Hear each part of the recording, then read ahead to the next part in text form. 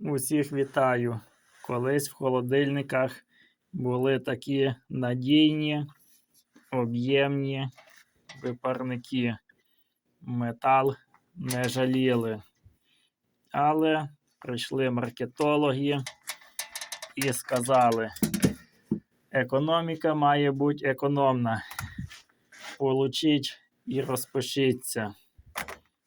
Це ходило 20 років і не згнило, а це згнило за 5 років.